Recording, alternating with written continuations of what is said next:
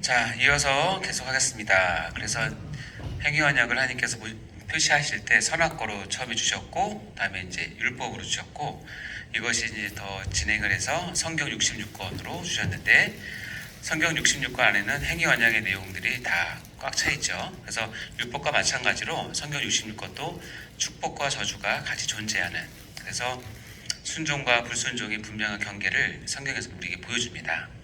따라서 내 손에 성경 자체가 들려져 있다는 뜻은 뭐냐면 내가 이미 행위 언약을 받고 사는 사람이라는 뜻이에요.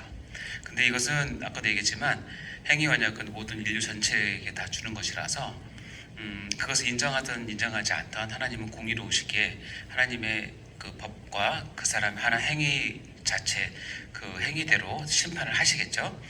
그러나 이제 우리에게는 이제 계시가 주어졌기 때문에 성경 안에서 하나님께서 어떤 것을 원하시는지를 이제 성경을 통해서 알 수 있죠. 그래서 내 손에 성경이 들려져 있고 내가 성경을 읽는다는 것은 뭐냐면 행위 언약의 당사자가 되었음을 다시 한번 확인해야 되는 거고, 지금도 그래서 행위 언약은 존재하는 언약 방식이다라는 것을 우리가 알 수 있죠. 자, 그래서 이것을 표를 한 번 더 본다면 이거예요. 처음 창조된 인간에게 하나님과 인간 사이에서 어떤 질서와 규칙을 그리고 또 축복을 위해서 주신 행위 언약은 우리가 죄 가운데 있던 속죄 언약과 은혜 가운데서 구원받은 인간이던 행위 언약은 그 바탕이 깔려 쭉 있다는 거예요. 우리 자체에게. 이거는 그래서 행위 언약을 무시하거나 중단되었다고 생각을 하면 절대 안 되고, 은혜 언약도 속죄 언약도 행위 언약의 기본 바탕 위에 있다는 것을 꼭 기억하셔야 되고요. 자, 마태복음 7장 볼까요? 그래서 이렇게 이건 예수님의 말씀이에요. 그러므로 누구든지 나의 이 말을 듣고 뭐하는 자? 행하는 자는 그 집을 반석 위에 지은 지혜로운 사람과 같다는 거예요. 그래서 비가 오고 창수나고 바람이 불어도 무너지지 않아요. 왜냐면 반석이 집을 지었기 때문에. 그럼 반석은 우리가 신학적으로 당연히 예수 그리스도예요. 그러니까 예수 그리스도를 믿는 믿음에 집을 지으면 무너지지 않는다는 거예요. 그러면 예수 그리스도라고 하는 반석에 집을 졌다는 것을 다시 한번 표현하면 뭐냐면 이 말을 듣고 행하는 자란 뜻이에요. 뭔지 아시겠죠? 네. 이 말을 듣고 행하는 자는 그렇게 된다는 거예요. 근데 반대로 이 말을 듣고 행하지 않는 자는 뭐냐면 모래 위에 지은 집이에요. 즉 예수 외에 다른 헛된 사상이나 잘못된 우상이나 타 종교 가운데 자기의 삶을 지는 사람은 어리석은 사람 같아서 비가 내리고 창수나고 바람 불면 다 무너져요. 왜냐하면 반석이 아니기 때문에. 그러면 모래 위에 지은 집은, 즉 반석 위에 앉았다는 뜻은 다른 말로 표현하면 뭐냐면 내가 이 말을 듣고 행하지 않는 걸 얘기하는 거야. 그러니까 이게 단순히 행함 안 행함이 문제가 아니라 이런 의미가 있다는 거야. 자, 여러분은 사랑하는 우리 어느 여러분, 예수님 사랑하십니까? 왜 주저하십니까? 사랑할까 막 고민하고 계십니까 지금? 고민을 많이 하셔야 돼요. 예수님 사랑할까 말까. 네, 왜냐면 고민하시고 결정하셔야 끝까지 갑니다. 진짜 심각하게 고민하세요. 그러면 한 가지 물어볼게요. 여러분이 예수님을 사랑한다라는 것을 어떻게 표시할 거예요? 어떻게 증명을 할 거예요? 나의 계명을 지키는 자라야 나를 네, 사랑하는 밑에 자. 답을 보시면 안 돼요. 이제 맞아요. 예, 거기 있어요? 내가 예수님을 사랑한다는 거를 기도할 때마다 하트 표시하고 뭐 그런 거 해서 안 돼. 그게 아니라 말씀이 분명히 나와요. 왜냐면 주님께서 이렇게 얘기하는 거예요. 요한복음 14장에 보면 이렇게 나오죠. 예수께서 대답하여 이르시되 사람이 나를 사랑하면 자, 예수님 입장에서는 제가 나를 사랑하는구나 라는 것을 느꼈을 때 무엇을 보고 하냐면 그의 열심이나 성경에 대한 지식이나 어떤 기도의 능통함이나 이런 것을 가지고 하는 것이 아니라 보면 내 말을 뭐 할 때? 지킬 때예요. 내 말을 지키는 것을 보고 사랑한다라고 느끼는 거예요. 반대로 쟤는 나를 안 사랑해 라는 것은 그 사람이 직분이 낮아서나 인격이 안 좋아서가 아니라 어떤 위치든지 내 말을 지키지 않는 것을 보면 나를 안 사랑한다라고 여기신다는 거예요. 여러분이 만약에 사랑하는 사람과 데이트를 해요. 정말 사랑해요. 그러면 그 사람이 어떤 말을 하면 그 말을 귀에 담아야 안 담아요? 다시 담죠. 담고 언젠가 그것을 표현해 주려고, 지켜 주려고 노력을 하죠. 그런 걸 통해서 내가 너를 기억하고 사랑한다는 걸 표시하는 거죠. 예를 들어서 내가 이제 막 사귀게 된 자매가 저는 예를 들어서 짜장면을 먹으면 알러지가 나서 힘들어요. 두드러기가 나요. 그 얘기를 했어요, 분명히. 근데 다음 날도 그 다음 날도 계속 중국집 가서 짜장면 사 먹이는 거예요. 안 사랑하네. 한두 번 먹어줄 수 있죠. 근데 나중에 어떻게 생각하겠어요? 이 사람 나 진짜 사랑하는 거 맞아? 이 사람이 나를 안 사랑하는구나, 내 말을 귀담아 듣지 않는구나 생각하겠죠. 더 나아가 더 심하면 뭐냐면 얘 날 무시하는구나 이렇게 생각할 수 있어요. 내가 주님을 사랑한다고 얘기를 하면 반드시 예수님은 보실 거예요. 사랑하는 것을 우리 마음에 뜨거움 갖고 측정하는 게 아니라 내가 너에게 준 이 행위 언약, 계명, 말씀을 네가 얼마나 뭐하는지 지키는 것을 보고 사랑하는 것을 보는 건데, 말로는 사랑한다고 해놓고 내가 준 계명을 하나도 안 지켜, 무시해, 그리고 전혀 신경 안 써. 그러면 차라리 사랑하지 않는다는 게 훨씬 낫지. 사랑한다고 말해놓고 그렇게 하면 하나님은 속상할 뿐 아니라 쟤 날 무시하는구나 이렇게 여길 수도 있어요. 그러니까 굉장히 이 말씀을 지킨다라고 하는 것이 내가 예수님을 사랑한다고 하는 가장 적극적인 표현이에요. 우리 인간 사회도 마찬가지예요. 여러분이 뭐 그럴 리가 있나 모르겠는데, 여러분이 저를 존경하십니까? 이렇게 얘기했을 때 내가 존경합니다 얘기했는데 내가 뭘 지시했는데 안 들어. 다 딴짓해. 그리고 말대꾸도 안 해. 그러면 말로는 한다고 하지만 그렇게 존경심을 느낄 수가 없어요. 인간관계도 그런데 하나님과의 관계에서 예수님은 아예 그냥 노골적으로 얘기하죠. 너 나 사랑하니? 그럼 내 말 지켜. 난 그걸 네가 나 사랑하는 것도 여길 거야 라고 하시는 거예요. 쪼잔하십니까? 예수님? 아니요. 그게 살아보니까 진짜 그래요. 그러니까 여러분, 예수님을 사랑한다면 성경에 나오는 하나님의 말씀, 언약, 그리고 행위 언약으로 표현된 것들을 여러분 지켜주시는 것이 주님을 사랑하는 거예요. 근데 살다 보면 그게 쉬워요, 안 쉬워요? 어려워요. 어려워요. 왜 어려울까요? 왜 어려울까요? 내 마음 같지 안 되죠. 욕심 때문에. 진짜 그게 너무 쉽지 않아요. 왜 우리가 그게 안 되는지, 그걸 이제 쉽게 보면 행위 언약을 왜 우리가 자꾸 불순종하게 파괴하게 되는지에 대한 이유를 여러 가지로 다 할 수 있지만 그냥 크게 두 가지만 딱 잡으면, 첫 번째는 뭐냐면 하나님께서 말씀하신 그 말씀을 들었는데 어중간하게 알고 있는 경우에 반드시 실패를 하게 돼요. 두 번째는 뭐냐면 하나님의 말씀을 제대로 들었지만 내 탐욕이 말씀보다 위에 있어서 말씀을 누르면 반드시 불순종하게 돼요. 첫 번째 거 보면 이게 가장 많아요. 하나님의 말씀을 들었는데 어중간하게 알고 있는 경우는 실패하게 돼요. 제가 이걸 착각했는데 창세기 2장 16, 17절 말씀을 읽어볼까요? 시작. 여호와 하나님이 그 사람에게 명하여 이르시되 동산 각종 나무의 열매는 내가 임의로 먹되 선악을 알게 하는 나무의 열매는 먹지 말라. 내가 먹는 날에는 반드시 죽으리라 하시니라. 이건 누가 누구에게 했냐면 하나님께서 누구에게? 아담에게 한 거예요. 그렇죠? 그리고 창세기 3장 3장에 가면 뱀, 즉 사단이 하와를 유혹합니다. 이제 와서 이제 하면서 유혹할 때 하와가 했던 말이에요. 동산, 읽어볼까요? 시작. 3절 시작. 동산 중앙에 있는 나무의 열매는 하나님의 말씀에 너희는 만지지도 말고 먹지도 말라. 너희가 죽을까 하노라 하셨느니라. 이 두 개는 같은 사건을 설명하는데 왼쪽과 오른쪽이 비슷하지만 가만히 보면 아주 엄청 달라요. 전혀 다른 얘기를 하고 있는 거예요. 하나님은 아담에게 먹지 말라라고 했어요. 근데 하와는 어떻게 지금 이해하고 있냐면 아까 전에 얘기했지만 먹지도 말고 뭐 하지도 말라? 만지도 말라. 지금 쓸데없는 게 더 붙어버렸어요. 왜 그럴까?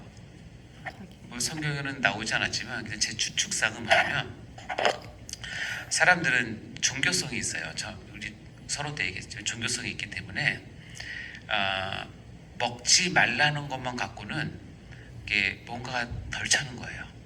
그래서 뭘 덧붙이냐면 만지지도 않는 것까지 넣으면 이 종교적인 위험이 더 생긴다고 생각을 하는 거예요. 그래서 먹지도 말고 만지도 말라까지 더 나간 거예요. 그러니까 하나님 먹지 말라고 한 것을 더 첨가시킨 거죠. 그래서 첨가시킴으로 해서 어떤 그 자기의 권위나 종교적인 그런 그 위상을 세우려고 하는 마음이, 인간의 우상을 세우는 마음이 있는 거죠. 그리고 또 중요한 거냐면 내가 먹는 애는 반드시 죽으리라. 옛날에 정령 죽으리라 했는데 반드시 죽으리라 그랬죠. 근데 이쪽에 가면 하와는 어떻게 이해하고 있냐면 죽을까 하노라죠. 죽을까 하노라의 뉘앙스는 죽을까? 설마 이런 거죠. 죽겠어? 설마 죽겠어? 설마 하나님 죽이겠어? 좀 더 나가면 뭐요? 절대 안 죽을 걸 이렇게 나가는 거예요. 정령 쓸데없는 거 붙이고 하나님 말씀에 정말 강조하고 중요한 것은 약화시켜가지고 거기에 뭐가 들어오게 만드냐면 의심이 들어오게 만들어요. 그게 하나님 말씀을 저거 하는 거예요. 그 실패하게 되는, 순종하는 것에 실패하게 되는 가장 첫 번째가 그거예요.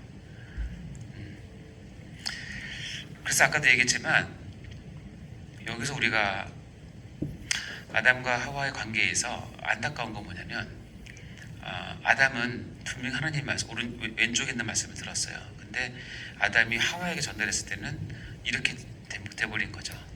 즉 말씀 교육에 있어서, 우리 교회의 말씀 교육에 있어서 이런 부분들이 제대로 전달 안 되면 우리 후배들이나 우리 후손들은 언제든지 하나님 말씀에 불순종할 수밖에 없어요. 그리고 이거는 기독교 교육의 핵심이에요. 중요한 것, 빼지 말 것, 더 붙이면 안 되는 것을 하셔야 돼요. 여러분 천주교를 보시면, 천주교 뭐 제가 전공한 건 아니지만 제가 이번 박사 논문 쓰면서 보니까 천주교는 정말 쓸데없는 갖다 많이 붙였어요. 하나님 말씀 하나에다가 전통과 교양의 교식까지 해서 한 수십 개를 갖다 붙이는 거예요. 그럼 뭘 세우는 거냐면 하나님의 말씀과 능력과 영광을 세우는 게 아니라 가톨릭 교회를 세우려고 하는 거예요. 그러니까 좋은 것을 다 갖다 붙이는 거예요. 그러니까 성도들이 지키기가 어렵게, 그래도 착각하는 거죠. 그런 거 지키면 잘 지킨다고 착각하게. 그럼 먹지도 말고 만지도 말라라고 얘기를 해버리면서 되는 거죠. 그리고 정작 중요한 것은 죽을까 하노라 하고 약화시키는 거예요. 아담과 하와의 관계에 있어서 그것이 가장 아쉬운 부분이고 실패한 원인 중에 가장 큰 원인이다 라고 생각하시면 됩니다. 여러분이 만약 아담이었으면 분명한 거는 먹지만 않으면 돼요. 아담이 하와를 그리고 보호하기 위해서, 하나님의 말씀을 지키기 위해서 선악과를 가만히 보니까 항상 열매가 열려. 그래서 어떻게 해요? 올라가서 열매를 다 따버려. 못 먹게. 자, 열매를 따려고 만지면 죄를 범한 거예요? 안 범한 거예요? 만져도 되죠? 따서 막 발로 밟았어. 죄를 범한 거예요? 안 범한 거예요? 안 범한 거예요. 그것도 승질나서 믹서기에 갈았어. 죄를 범한 거예요? 안 범한 거예요? 근데 그 다음날 또 열려.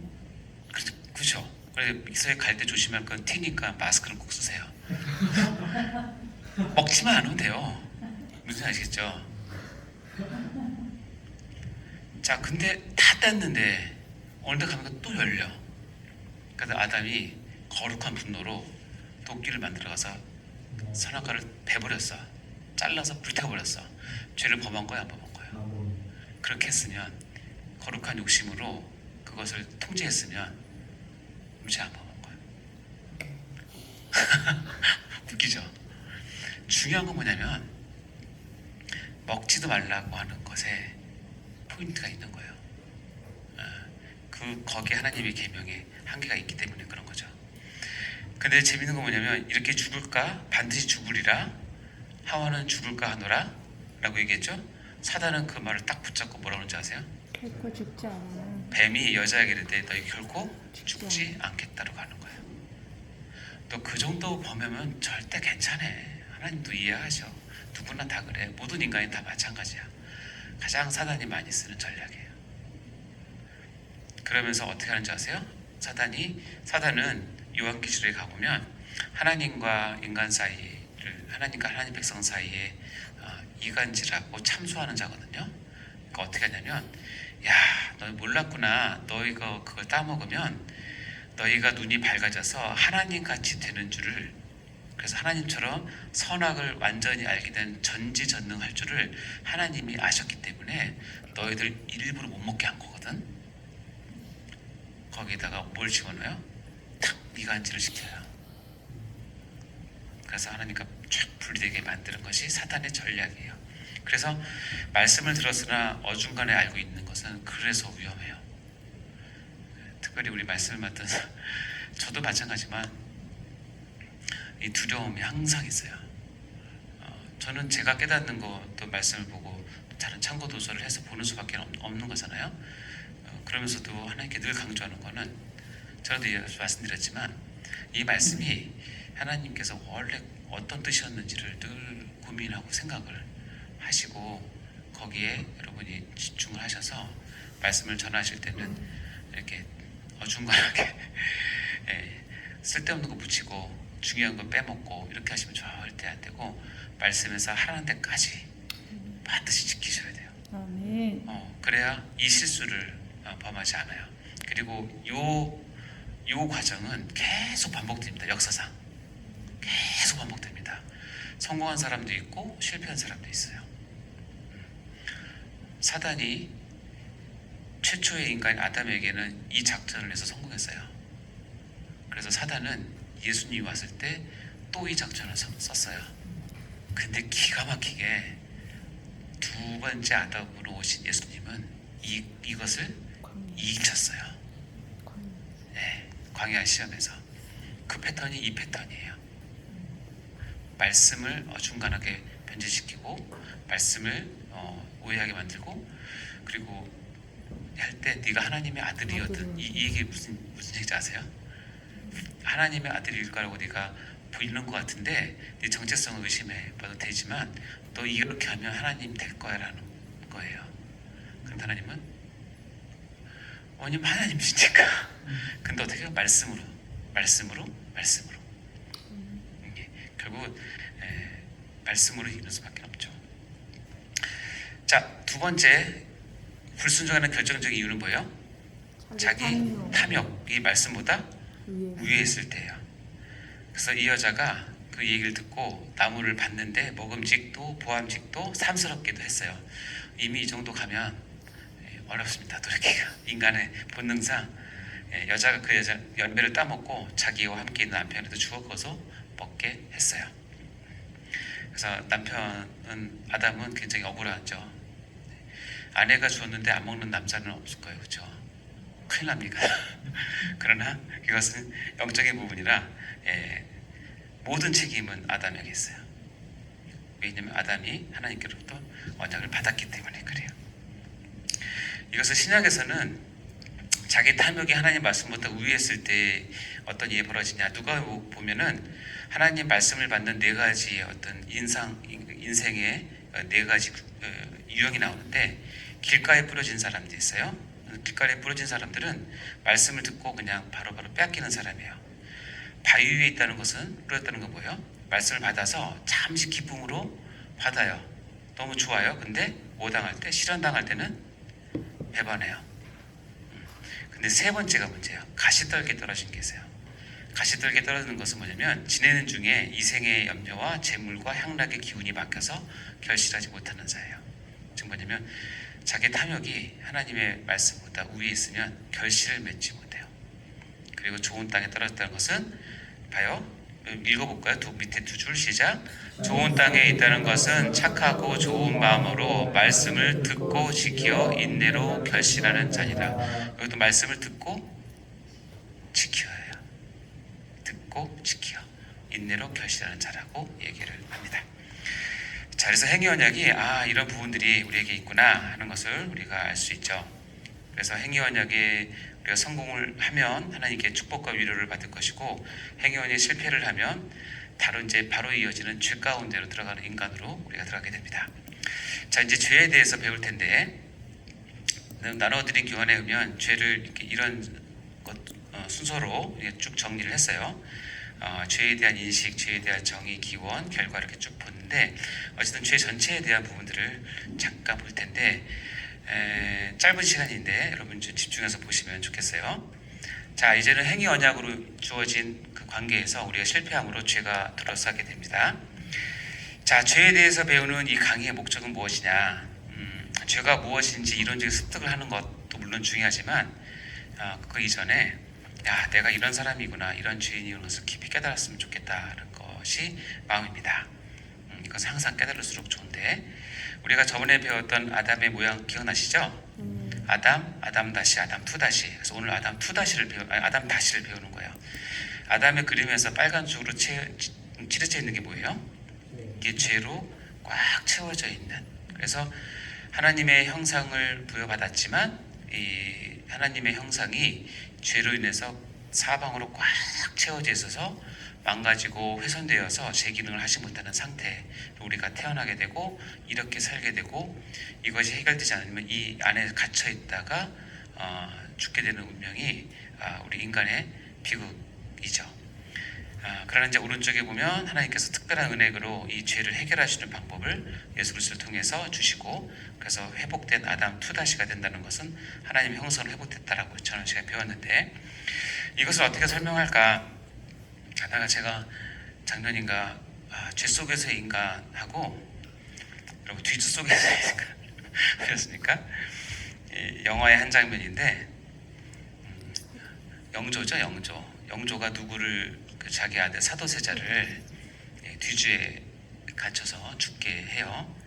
그 3일인가 4일 만에 이제 죽는다 그러는데 사도세자가 그 안에서 깜깜한 데서 처음엔 소리 지르고 막 욕하고 울고 그러다가 목마르니까 자기 소변 받아 자기가 먹고 이제 그러면서 견뎠어요. 그러다 결국은 이렇게 오른쪽 그림처럼 이제 죽게 됩니다. 죄 속에서의 인간이 꼭 이 뒤주 속에서 인간하고 똑같아요. 그 뒤주 속에서 우리가 소리 지르고 어둡다고 소리 지르고 또 자기 똥 자기 대변 먹고 그리고 울고 희망이 없이 그렇게 절규를 하다가 결국 이제 죽게 되는 운명, 이게 죄 속에서 있는 인간이에요. 근데 이 죄 속에서 있는 인간이라고 하는 것이 얼마나 본질적으로 우리에게 너무나 큰 아픔이 되는지, 저런 운명이 이제 죄 속에서 있는 인간인데요. 재밌는 거 보여드릴까요? 옛날에 이런 게 있었대요. 야, 너도 공부 안 하면 뒤주에 갇힐 줄 알아. 그래서 옆에 보면 방에다가 뒤주 모양의 공부방을 하나 이렇게 만들어서 옛날에 팔았대요. 그 저게 하면 밖에서 엄마가 문 잠그고 공부시키는 거예요. 그리고 화장실 갈 때 문 열어주고 먹을 거 줄 때 문 열어주고. 근데 이게 똑같이 사단이 그런 거야. 너도 돈 못 벌면 뒤주에 갇힐 줄 알아. 너도 성공 못하면 뒤주에 갇힐 줄 알아. 너도 건강 못하면 뒤주에 갇힐. 이렇게 우리를 계속 사단이 죽음이라고 하는 것을 가지고 윽박지르는 거죠. 왜냐면 죄의 가장 큰 영향력은 죽음이기 때문에. 그래서 절대로 죄는 사단 앞에서 그리고 세상적으로 해결할 수 있는 방법은 없어요. 계속 뒤주에 갇혀서 먹고 자고 싸우고 하면서 그렇게 살다가 죽는 거죠. 따라서 이 죄에 대한 인식은 우리의 신앙의 첫걸음이라고 생각해도 과언이 아니에요. 근데 내가 어떤 나인지를 깊이 깨달아야 돼요. 죄에 대한 인식. 그래서 이런 말씀이 있어요. 여러분 다 아시죠? 예수님께서 이렇게 얘기하십니다. 나는 건강한 자, 그러니까 의사는 건강한 자는 쓸데없죠. 의사는 병든 자가 필요한 거고 병든 자는 의사가 필요한 거고, 마찬가지로 예수님은 누구를 부르러 왔냐면 죄를 부르러 왔다. 그죠? 의를 부르는 것이 아니라 죄를 부르러 왔어요. 저에게 제가 병원을 운영할 때 필요한 사람은 뭐냐면 아픈 사람이 와야 돼요. 안 아픈 사람이 오면 별로 해줄 것도 없어요. 여러분 예수님과 그나마 정말 예수님과 친하게 지내시려면 어떻게 되냐면 여러분이 죄인으로 가셔야 돼요. 그게 힘들면 죄인인 척이라도 하셔야 돼요. 왜냐면 예수님은 뭐라 했냐면 나는 의인을 부르는 게 아니라고 하셨기 때문에 그래요. 그러니까 예수님 앞에서 가장 어리석은 사람이 뭐냐면 의인인 척하는 사람이 가장 어리석은 거예요. 나는 의인인 척, 내가 잘한 척, 내가 괜찮은 사람인 척하면 예수님이 눈길을 안 주세요. 어쩌면 내가 정말 죄인으로 서야 예수님께서 상대를 하시고 안아주세요. 그리고 여러분 그게 힘들면 일단은 죄인인 척이라도 하세요. 눈물이 안 나옵니까? 그러면 침이라도 발라서 눈물 하시고, 네. 하여튼 예수님 앞에서 굽신거리기도 하시고 무릎 꿇기도 하세요. 그러다가 보면 팍 터지면서 내가 정말 하나님 앞에서 이런 자인 걸 알게 돼요. 이유는 뭐냐면 내가 하나님 앞에서 죄인으로 서지 않으면 주님과 나와의 관계가 형성되지 않기 때문에 그래요. 첫 출발은 그거예요. 첫 출발은. 그래서 왜 예수 믿기 힘드냐? 내가 죄인인 걸 인정하지 않기 때문에 그래요. 교회에 와서 좋은 어떤 프로그램이나 좋은 것을 얻기 위해서 오는 사람들이 신앙이 깊어지지 않는 이유는 뭐냐면 이 신앙의 근본은 죄인으로부터 시작해요. 죄부터 시작하기 때문에요. 예수님은 죄인을 부르러 왔기 때문에 난 죄인입니다. 이게 첫 출발이에요. 왜냐고요? 요한일서 1장 8절과 10절을 보세요. 이게 만일이 3번 나와요. 만일 우리가 죄가 없다고 말하면 스스로 속이고 또 진리가 우리 속에 있지 아니할 것이라고 얘기해요. 만일 우리가 우리 죄를 뭐하면 자백하면 그는 미쁘시고 의로우사 우리 죄를 사하시며 우리를 모든 불의에서 깨끗게 하실 거라고 얘기해요. 근데 또요, 만일 우리가 범죄하지 아니하였다라고 한다면 하나님을 거짓말하는 이로 만들 것이니 또한 그의 말씀이 우리 속에 있지 않겠다라고 얘기해요. 이 세 개를 합치면 뭐예요? 내가 죄인임을 고백해야 하나님과 뭐예요? 관계가 형성된다는 뜻이에요. 사람들이 지옥에 가고 하나님의 형벌을 받는 이유는 죄 때문이기도 해요. 죄 때문이긴 한데 죄 자체가 아니라 그 죄를 해결할 수 없기 때문에 지옥에 가는 건데, 여기 보면 죄가 없다고 착각하거나 범죄하지 않았다고 말하거나 그리고 죄가 있는데 자백하지 않으면 하나님께 그 길을 우리가 알 수가 틀 수가 없는 거예요. 따라서 내가 죄인이다 라는 거는 여러분 평생 가져야 돼요. 평생. 우리 의인인데요. 나중에 이제 구원을 가면 지금 맞아요. 그 말씀 맞긴 한데 첫 출발은 죄인이에요. 그거는 버릴 수가 없어요. 여러분 죄가 뭐예요? 이 하마르티아나 또 하타하트나 비슷한 어원인데 방향이 틀린 걸 죄라고 성경에서는 그 얘기를 해요. 표적에서 빗나간 걸 얘기하는 거예요. 그러니까 이탈하고 과도하고 미달하는 것 전체다가 죄라고 봅니다. 우리나라 양궁 잘하죠. 여기서부터 저기 표적까지가 몇 미터인지 아세요?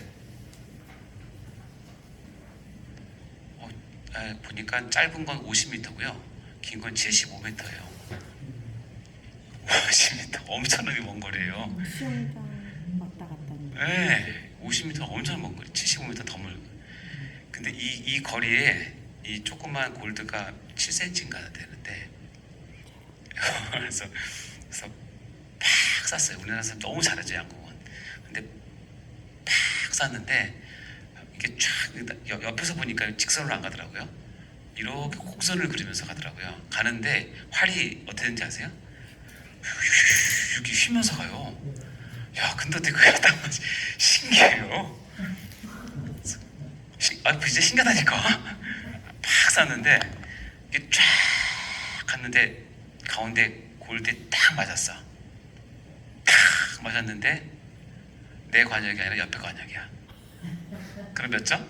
0점. 그걸 이탈이에요. 이탈. 엉뚱한 데 가서 맞은 거예요. 그래 하면 다시 한번 힘껏 팍 쐈는데 이게 쭉 갔더니 관역을 넘어가 버렸어. 몇 점? 0점. 그건 과도라고 얘기를 해요. 이제 힘 빼고 싹 쐈는데 가다가 관역 바로 앞에 뚝 떨어졌어. 몇 점? 빵점. 그건 미달이에요. 그게 죄예요. 어렵지 않죠? 하나님과 성경과 진리에 대해서 무지하면 이탈, 하나님 앞에서 교만하면 과도, 하나님 앞에서 게으르게 살면 미달이에요. 다 빵점이에요. 이게 다 죄예요. 그러니까 죄는 이렇게 생각하시면 돼요. 죄는 하나님께 정해놓은 관역에 나의 삶에 가서 맞아야 돼요. 무지, 그게 죄입니다. 무지. 예, 무지, 교만, 게으름이 죄를 표현하는, 생산해내는 우리의 속성이에요. 무지를 깨려면 제가 얘기했죠. 계시적 지식은 공부해야 된다고 얘기했죠. 교만을 깨려면 어떻게 해요? 하나님 앞에 늘 겸손하고 내가 죄인이구나 고백하셔야 돼요. 게으름을 깨시는 건 다 아시죠? 예, 여러분 정말 성실하게 하나님 앞에 하셔야 됩니다.